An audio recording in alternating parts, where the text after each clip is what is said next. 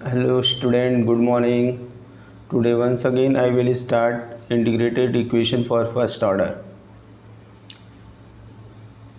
because there is some confusion in students about the reaction. Here in this reaction, rate of reaction is proportional to the concentration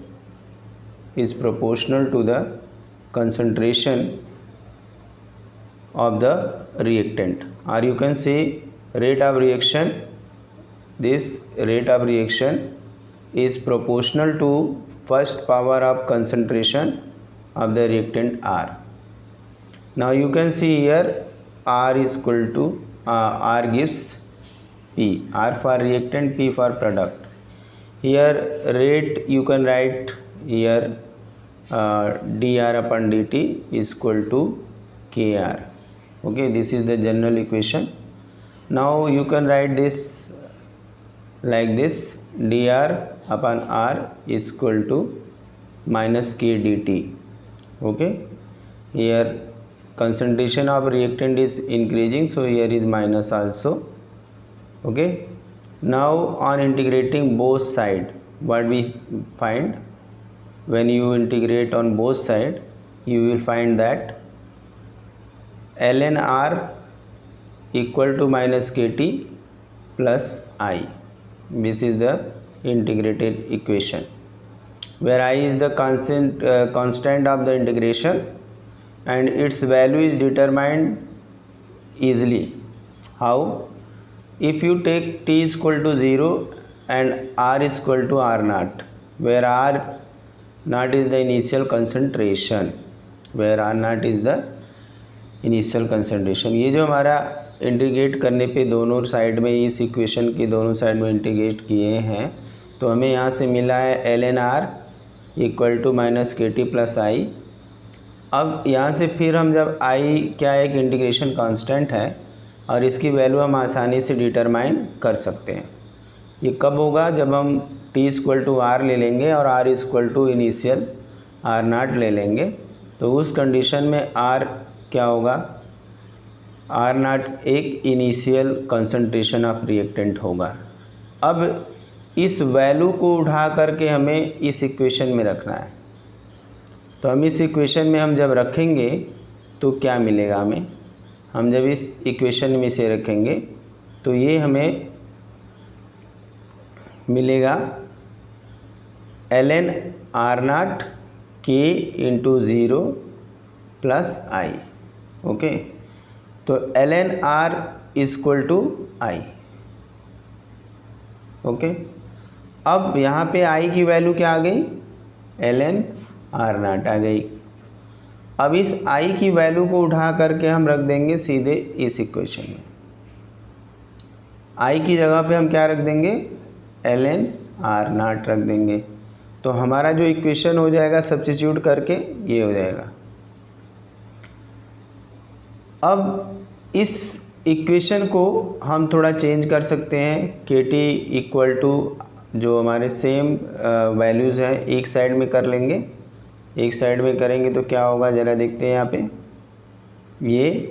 यहाँ पे एक step छूटा हुआ है, तो हम इसको पूरा कर लेते हैं.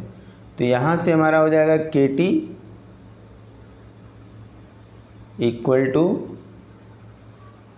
ln r naught minus ln r. अब ओके, अब इसके बाद इसी चीज़ को हम लिख सकते हैं कि टी ln r नाट अपॉन r. ओके, ये हमारा इक्वेशन हो जाएगा. अब हम देखते हैं नीचे इक्वेशन अब कैसे लिखा हुआ है. अभी हमारा ये इक्वेशन हो गया ln r upon r naught equal to K T है. तो अगर हम इसको k के फॉर्म में लिखेंगे, k equal to C year, यहाँ पे अगर हम देखते हैं यहाँ पे अगर हम देखते हैं क्या होता है कि ये हमारा ln r not upon r है इक्वल टू के टी है। तो यहाँ से k इक्वल टू क्या आ जाएगा 1/t ln r not upon r। यहाँ पे हमारा जो इक्वेशन है वो ln r नॉट अपन, हमें इसको पढ़ना है ln r not upon r पढ़ना है, ठीक है, इक्वल टू के टी। आई बात समझे। तो यहाँ से k इक्वल टू क्या आ गया 1/t r not upon r। Okay, अब इसको हम चाहें तो टाइम t1 t2 के फॉर्म में ले लें। यहाँ पे जैसे t1 फॉर्म में दिया हुआ है, t2 फॉर्म में दिया है, तो ये हमारे कोर्स में नहीं है इतना अभी देखना। तो हम फिर भी एक बार यहाँ से देख लेते हैं कि अगर मान लीजिए यहाँ पे हम इसको r1 कर लेते हैं t1 टाइम पे, इसको r2 कर देते हैं t2 टाइम पे, तो हमारा ये इक्वेशन हो जाता है। अब यहाँ पे सब्ट्रैक्ट करेंगे, दोनों क्वांटिटी एक साइड में कर देंगे तो ये हमारा हो जाएगा और ये हो जाएगा। तो फिर यहाँ से हमें क्या मिलेगा, यहाँ से मिलेगा ये ln r1 upon r2 equal to bracket में ये हो जाएगा -t2 - t1। अब इसी चीज़ को हम ऐसे लिख लें k equal to 1/t2 - t1 ln r1 upon r2। बात समझ में आ गई होगी कि हम क्या कहना चाह रहे हैं यहाँ पे। तो इस इक्वेशन में अगर हमें ऐसा करना हो कि कंसंट्रेशन r1 r2 अगर लेंगे t1 t2 टाइम पे, तो हमारा जो इक्वेशन होगा कुछ इस तरह से होगा, ठीक है। लेकिन अगर हम नहीं लेना चाहते हैं तो क्या होगा हमारा इक्वेशन इस तरह से होगा। ये मेन हमारा इक्वेशन है यहाँ पे इक्वल टू, ठीक है। यहाँ पे अगर माइनस का साइन होगा तभी ये इक्वेशन एग्जिस्ट कर सकता है। अब इसको एक्सपोनेंशियल फॉर्म में लिखेंगे तो एक्सपोनेंशियल फॉर्म में क्या हो जाएगा, ये इस तरह से एक्सपोनेंशियल फॉर्म में हो जाएगा। ये हमारा एक्सपोनेंशियल फॉर्म है। अब अगर इसको हम कंपेयर करेंगे तो हम ग्राफ बना सकते हैं y equal to mx plus c के बीच में। अगर हम जो है कि इसको कंपेयर करके इक्वेशन जो हमारा पहला था उससे हम ln r और t के बीच में ग्राफ खींच सकते हैं, जिसमें हमें स्ट्रेट लाइन मिलेगी, ठीक है, स्ट्रेट लाइन जहाँ पे स्लोप -k होगा और इंटरसेप्ट क्या होगा हमारा ln r0 हो जाएगा, ठीक है। अब ये जो हमारा इक्वेशन है, यहाँ पे ये जो इक्वेशन है, यहाँ पे ln को हटा दें तो हमारा इक्वेशन ये हो जाएगा, ये हमारा इक्वेशन हो जाएगा, ठीक है। अब हमारा नया इक्वेशन क्या हो जाएगा, अगर हम ln को हटाएंगे तो ये हो जाएगा। इसी इक्वेशन को हमने इस तरह से लिख दिया, इसके इक्वल टू इसको लिख दिया, ठीक है, इक्वल टू। अब यहाँ पे हमें अगर प्लॉट खींचना होगा log r0 अपन r वर्सेस t, तो यहाँ पे हमारा स्लोप ये हो जाएगा। अगर हम इससे कंपेयर करेंगे तो हमारा स्लोप ये आएगा। वहाँ पे ln r और t के बीच में हमारा ग्राफ है, ठीक है। और यहाँ पे हमारा जो ग्राफ है log r0 अपन r के बीच में log r0 अपन r वर्सेस t है with the slope this, okay. तो इस तरह से ये हमारा फर्स्ट ऑर्डर इक्वेशन हो गया। अब हम आगे ग्राफ देखेंगे, ठीक है। ग्राफ किस तरह से बनेगा, ये कुछ हमारे इक्वेशंस फर्स्ट ऑर्डर के दिए हुए हैं, एग्जाम्पल है। यहाँ पे हाइड्रोजनेशन किया जा रहा है k इक्वल टू C2, ठीक है। तो न्यूट्रल और आर्टिफिशियल रेडियोएक्टिव जो डिसइंटीग्रेशन होता है वो सब फर्स्ट ऑर्डर रिएक्शन होते हैं, ठीक है। न्यूट्रल और आर्टिफिशियल जितने भी रेडियोएक्टिव डीके होते हैं वो फर्स्ट ऑर्डर के होते हैं। आगे बढ़ते हैं, थोड़ा ग्राफ को देखते हैं, ठीक है। पहला हमारा ग्राफ जो है यहाँ पे ln r और t के बीच में है। तो यहाँ पे हमें ये ln0 इंटरसेप्ट के रूप में मिला, ठीक है।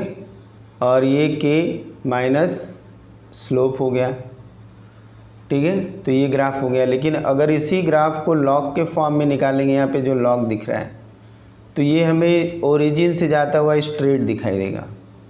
आई बात समझे? ध्यान से देखने वाली बात है कि अगर हम ग्राफ ln के फॉर्म में, नेचुरल लॉग के फॉर्म में बनाते हैं, तो उस केस में क्या होगा कि जो हमारा ln_r और टाइम के वर्सेस ग्राफ खींचेंगे तो वहाँ पे डाउनवर्ड एक लाइन मिलेगी जो कि स्ट्रेट लाइन होगी, और वहाँ पे हमें इंटरसेप्ट भी मिलेगा,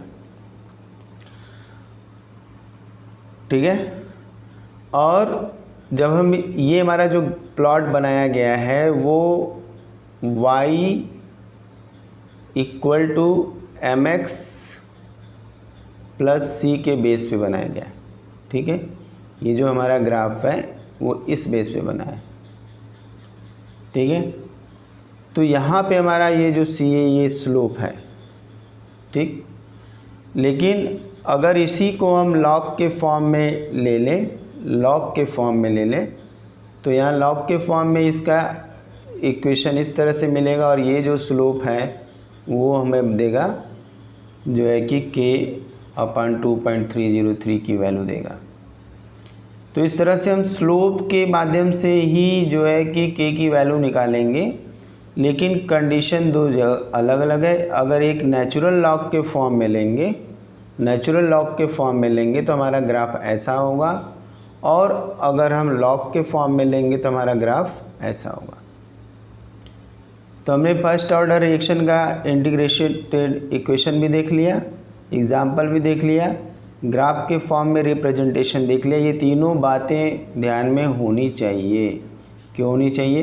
क्योंकि इनसे क्वेश्चन ऑब्जेक्टिव भी बनते हैं, डेरिवेटिव भी बनते हैं, डेरिवेशन करने लायक भी बनते हैं, ठीक है। कुछ कॉन्सेप्चुअल क्वेश्चन भी बनते हैं, ठीक। अब यहाँ पे एग्जांपल ये दिया हुआ है कि रेडियोएक्टिव रिएक्शन है, यहाँ पे डिसइंटीग्रेशन हो रहा है रेडियम का, और रेडियम से हीलियम प्लस जो है कि यहाँ पे रेडॉन बन रहा है। तो यहाँ पे जो रेट ऑफ रिएक्शन है वहाँ पे K=RA हो गया। डिकम्पोजिशन अगर होगा तो ये इस तरह से हमें मिलेगा, N2O5 गिव्स N2O, और सम मोर एग्जाम्पल भी है फर्स्ट ऑर्डर के, हम देख सकते हैं इस तरह के रिएक्शन बहुत सारे हमें मिलेंगे। अब यहाँ पे एक न्यूमेरिकल देख लेते हैं। इसके लिए एक यहाँ पे हम न्यूमेरिकल देख लेते हैं। न्यूमेरिकल क्या है पहले देखते हैं। न्यूमेरिकल हमारा क्या है? न्यूमेरिकल है in the initial concentration of N2O5, the initial concentration of N2O5 in the following first order reaction. यहाँ पहले बोल दिया फर्स्ट ऑर्डर रिएक्शन, तो हमें फर्स्ट ऑर्डर रिएक्शन का इक्वेशन रखना पड़ेगा। और ये हमारा रिएक्शन है N2O5 gives 2NO2 plus half O2। और इसके लिए जो फर्स्ट ऑर्डर के लिए इनिशियल कंसंट्रेशन कितना है 1.25 इंटू 10⁻² मोल पर लीटर एट 318 केल्विन। उसके बाद the concentration of N2O5 after 60 minute was this much. जब 60 मिनट बीत जाते हैं तो इसका कंसंट्रेशन 0.20 इंटू 10⁻² मोल पर लीटर हो जाता है। तो हमें रेट कांस्टेंट की वैल्यू निकालनी है। क्वेश्चन क्या था? Initial concentration of N2O5 in the following first order reaction N2O5 gives 2NO2 plus half O2 was 1.25 into 10⁻² मोल पर litre. At 318 Kelvin, the concentration of N2O5 after 60 minutes was 0.20 into 10⁻² मोल पर litre. तो calculate the rate constant of the reaction at 318 Kelvin। एक बार फिर से question दे लेते हैं कि N2O5 का इनिशियल कंसंट्रेशन दिया है जो कि फर्स्ट ऑर्डर का रिएक्शन है जिसका डिसइंटीग्रेशन हो रहा है NO2 और हाफ O2 में हो रहा है, जिसका कंसंट्रेशन N2O5 का कंसंट्रेशन दिया हुआ 1.25 इंटू 10⁻²। ओके, मोल पर लीटर एट 318 केल्विन। और उसके बाद कंसंट्रेशन इन 205 का 60 मिनट जब बीतता है तो इनिशियल कंसंट्रेशन से वो घट करके 0.20 इंटू 10⁻² मोल पर लीटर हो जाता है। तो हमें रेट कांस्टेंट की वैल्यू कैलकुलेट करनी है। तो हम फर्स्ट ऑर्डर का ही इक्वेशन रखेंगे यहाँ पे। ये फर्स्ट ऑर्डर का इक्वेशन है, यहाँ पे ध्यान दिया होगा, ये फर्स्ट ऑर्डर का इक्वेशन है। यहाँ पे R1 R2 लिखा हुआ है, तो ये हमारा इनिशियल है R0 और ये हमारा फाइनल है। ठीक है, तो यहाँ पे हमने ये वैल्यू देखिए पुट कर दी, वैल्यू यहाँ पे पुट किया, इनिशियल टाइम यहाँ पे 0 ले लिया और 60 मिनट के बाद कंसंट्रेशन इतने से इतने हो गया है। ठीक है, ये वैल्यू हमने रख दिया। अब यहाँ से अगर हम कैलकुलेट करेंगे, ये तो कंसंट्रेशन टर्म है, ये कट जाएगा, ये कंसंट्रेशन टर्म क्या है, कट जाएगा। ठीक है, अब यहाँ से इसको कैलकुलेट कर लेंगे तो 6.2 पर मिनट आ जाएगा, 2.303 इंटू अपॉन 60। तो यहाँ से हम ये देखेंगे कि ये अब लॉग टेबल में 6.2 की वैल्यू अगर हमें देखनी है तो हम क्या करेंगे, लॉग टेबल में जो है कि 60 के या तो हम 60 के दूसरे कॉलम में देख लेंगे। ठीक है, तो हमें इसकी वैल्यू पता लग जाएगी। ओके, और के की वैल्यू तब हमें मिल जाएगी 0.304। ठीक है, तो हम जो लॉग का टेबल होता है उस लॉग टेबल में ऑनलाइन क्लास में एक बार हम लॉग टेबल पे डिस्कस कर लेंगे, दिखा देंगे। तो वहाँ पे जो लॉग टेबल होता है इसमें कॉलम बने होते हैं। तो यहाँ पे log 6 लिखा है तो 60 वाले के दूसरे वाले कॉलम में इसको हम देखेंगे, तो जो वैल्यू आएगी उसको कैलकुलेट कर लेंगे मल्टीप्लाई करके, तो ये हमारा आंसर आ जाएगा। ठीक है, कोई प्रॉब्लम? एक बार फिर से देख लेते हैं कि यहाँ पे जो इक्वेशन दिया हुआ है, यहाँ जो इक्वेशन दिया हुआ है देखते हैं एक बार फिर से कि ये हमारा फर्स्ट ऑर्डर का इक्वेशन है यहाँ पे। ठीक है, ये हमारा फर्स्ट ऑर्डर का इक्वेशन है, इसको ही हमने ऐसे फॉर्म में लिख लिया है। R1 हमारा इनिशियल कंसंट्रेशन है, R2 हमारा फाइनल कंसंट्रेशन है।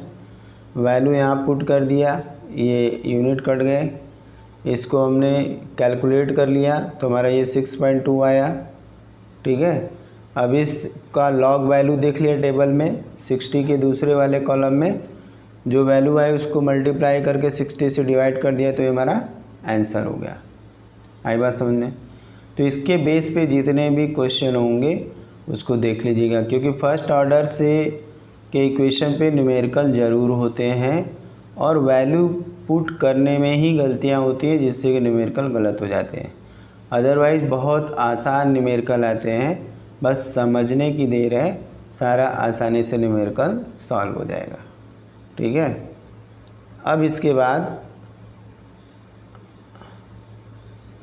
अब फर्स्ट ऑर्डर को हम गैसियस फेज में अगर लेते हैं तो प्रेशर के फॉर्म में अब लिखेंगे। अब हम क्या करेंगे, प्रेशर के फॉर्म में लिखेंगे।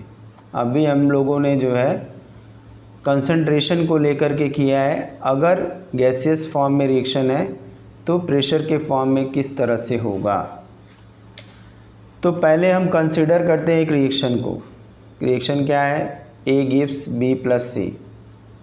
ठीक है, let P be the initial pressure. मान लें कि P इनिशियल प्रेशर A का है और PT जो है टोटल प्रेशर है। PT क्या है, total pressure at given time है। अब इसको पहले तो ये ध्यान रखना पड़ेगा कि जब भी हम इस इक्वेशन को डिराइव करेंगे तो पहला काम ये होता है कि P टोटल दिया हुआ है, तो जितने भी रिएक्टेंट और प्रोडक्ट रहेंगे सबके प्रेशर को जोड़ना है। तो यहाँ गिवन टाइम पे partial pressure of A, partial pressure of B plus partial pressure of C, ये प्रेशर के यूनिट में है।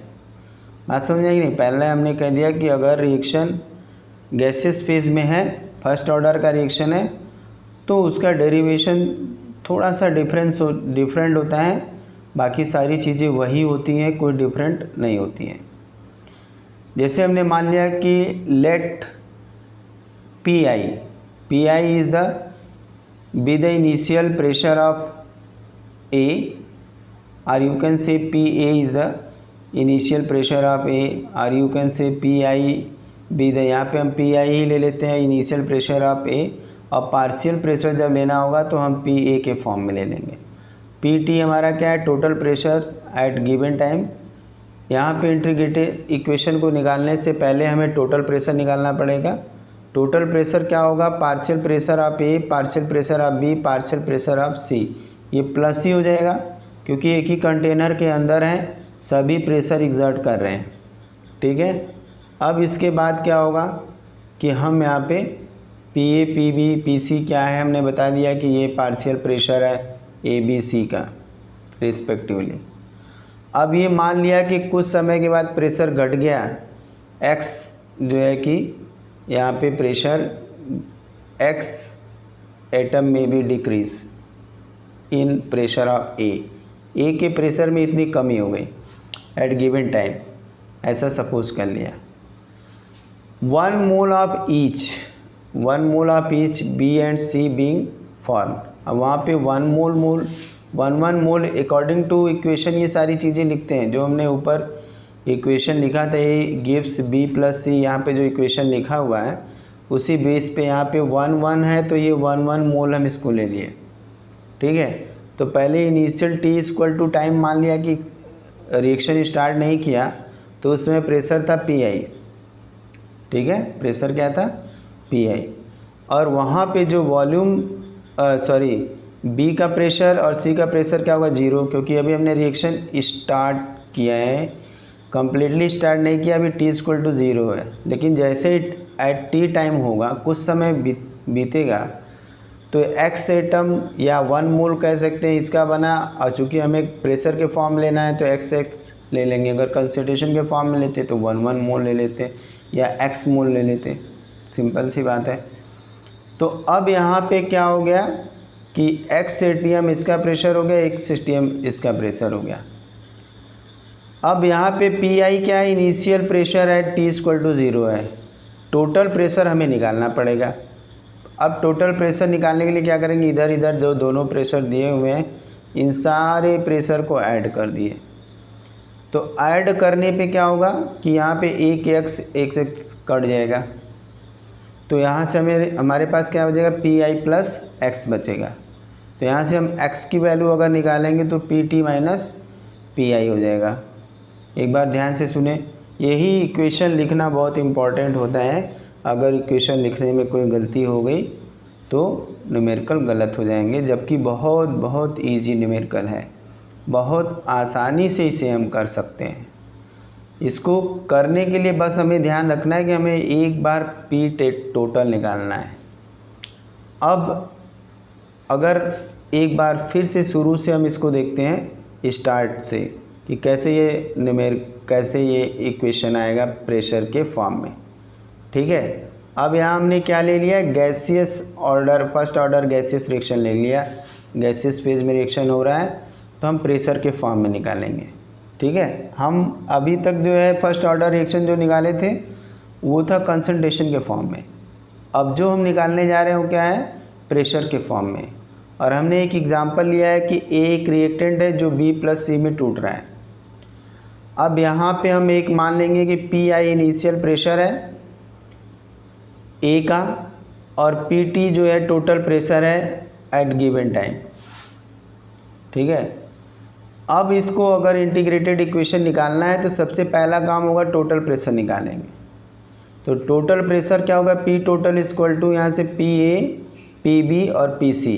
ये तीनों क्या है, ये तीनों पार्शियल प्रेशर हैं ए बी और सी के। बात समझ आई, एकदम सिंपल है। हमें बस क्या करना है कि टोटल प्रेशर ही निकालना है, बाकी जो हम इक्विलिब्रियम में जैसे करते हैं वैसे ही करेंगे, और फर्स्ट ऑर्डर का इक्वेशन जैसे निकालें हैं वैसे निकालें। घबराने की ज़रूरत नहीं है, बहुत आसानी से कर सकते हैं अगर सोच के करें, क्योंकि ये मैथमेटिकल पोर्शन है। तो इस मैथमेटिकल पोर्शन में रटने वाली कोई चीज़ नहीं होती है, समझने वाली चीज़ होती है, उसको हम समझ के आसानी से कर सकते हैं। तो आगे वाले स्टेप में आते हैं। तो यहाँ पे क्या है, हमने अभी बताया कि PA, PB, PC जो है कि partial pressure of ABC respectively है। अब अगर हमने ये सपोज कर लिया, हमने ये मान लिया कि XB decrease in the pressure of A, जैसे टाइम T बीतता है तो A के प्रेशर में X की कमी हो जाती है। X ATM की कमी क्यों हो जाती है? क्योंकि प्रोडक्ट बन जाते हैं तो कुछ वो भी प्रेशर एग्जर्ट करते हैं, तो वो प्रेशर जो रिएक्टेंट से प्रोडक्ट का बढ़ता है वो रिएक्टेंट में से ही जाता है। यानी प्रोडक्ट हमारा कहाँ से बना? रिएक्टेंट से ही बना है, तो प्रेशर का बढ़ जाना ये रियल थिंग है। अब यहाँ पे जो है कि प्रेशर किसका बढ़ेगा? B और C का बढ़ जाएगा, A का प्रेशर घट जाएगा, ठीक है। और चूँकि यहाँ पे कोफिशिएंट जो है कुछ नहीं दिया है तो मतलब 1 है, तो अगर ये 1 मोल बनेगा, 1 मोल ये बनेगा, तो इसका मतलब प्रेशर भी X ATM होगा, X ATM होगा। अब यहाँ से हमने X घटा दिया, ठीक है। तो हमारा गिवन टाइम, पहले इनिशियल टाइम पे PI था, ये 0 था, ये 0 था, लेकिन कुछ टाइम जब बीता, ठीक है, कुछ जो टाइम बीता तो ये हमारा हो गया PI माइनस X और X। इसको ऐसे ही लिखना होता है, ठीक है, क्योंकि ये X मोल ही गया है केवल, जिससे दोनों इक्वल अमाउंट में बने हैं, ठीक है। और हम जानते हैं कि इनिशियल जो प्रेशर हमारा है वो एट गिवन टाइम T=0 पे है। तो हमने बताया था कि पहले टोटल प्रेशर निकालेंगे, ठीक है। टोटल प्रेशर अगर हम निकालेंगे तो P total equal to pressure of A, B, C, ये तीनों का प्रेशर हो गया। A का प्रेशर फाइनल कितना है? PI, यहाँ पे PI माइनस X है। B का प्रेशर है X ATM, इसका X ATM। तो टोटल कर दिया हमने। टोटल करने पे जब ब्रैकेट खोलेंगे तो ये वाला X कट जाएगा, तो हमारा क्या बचेगा? PI प्लस X बचेगा। अब यहाँ से हम X की वैल्यू निकाल सकते हैं। बस यही एक टर्म है जहाँ पे हमें टोटल प्रेशर निकालने के बाद X की वैल्यू निकालनी है। बस ध्यान रखना है, यहाँ पे सारा कुछ आसान है। बस ध्यान ये रखना है कि जब भी हमें प्रेशर के गैसियस फेज में होगा, प्रेशर के फॉर्म में इक्वेशन निकालना है, तो हमें टोटल प्रेशर निकालना पड़ेगा, फिर उसके बाद X की वैल्यू निकालनी पड़ेगी। अब इस X की वैल्यू कहाँ उठा के हम रखेंगे? कहीं रखना है, तभी तो आएगा ये वैल्यू, ठीक है। हम लोग जानते हैं इक्वेशन से कि यहाँ PA इक्वल टू क्या है? PI माइनस X है, ठीक है। तो हमने PA equal to PI minus X लिख दिया। अब इस X की वैल्यू उठा करके यहाँ पे रख दिया। X की वैल्यू रखे तो यहाँ से PT माइनस PI है। अब इस ब्रैकेट को अगर खोलेंगे तो क्या हो जाएगा? तो 2PI माइनस PT हो जाएगा, PI माइनस PT हो जाएगा। अब फर्स्ट ऑर्डर का जो जनरल इक्वेशन होता है, तो अगर हम इसको लिखना होगा तो 2.303 अपन T log PI अपन PA लिखेंगे। अब प्रेशर के फॉर्म में चीज़ वही है, वहाँ भी इनिशियल कंसंट्रेशन R0 ऊपर था और फाइनल कंसंट्रेशन R नीचे था। एकदम क्लियर है, कंपेयर करके देखेंगे तो सेम वही चीज़ है। अब बस अब हमें अगले स्टेप में क्या करना है कि जो हमने ये वैल्यू PA की निकाली है, इस PA की वैल्यू को उठा के यहाँ पे रख देना है। देखते हैं यहाँ पे, ठीक है, क्या होता है। यहाँ पे हमने इस वैल्यू को उठा के रख दिया, तो हमारा ये K इक्वल टू क्या हो गया? ये K इक्वल टू हमारा हो गया ये 2.303 PI 2PI minus PT। Simple सा, इस तरह से हमारा ये प्रेशर के फॉर्म में आ जाता है। बहुत सिंपल है, कोई दिक्कत नहीं है। केवल हमें एक बार इक्वेशन T इक्वल टू 0 पे लिखना है, फिर T इक्वल टू T पे लिखना है। वहाँ पे हम सपोज कर लेंगे कि इक्वल अमाउंट में XX ये बना और इस X को यहाँ से सब्ट्रैक्ट कर लेंगे, तो कितना हमारा A बचा वो पता लग जाएगा। अब इसके बाद हम PI initial pressure T temperature पे टाइम T इक्वल टू 0 है, हमने यहाँ पे टोटल प्रेशर निकाल लिया, टोटल प्रेशर के बाद x की वैल्यू निकाल ली। अब इस x की वैल्यू उठा करके हमने जो है इस इक्वेशन यहाँ पे रख दिया।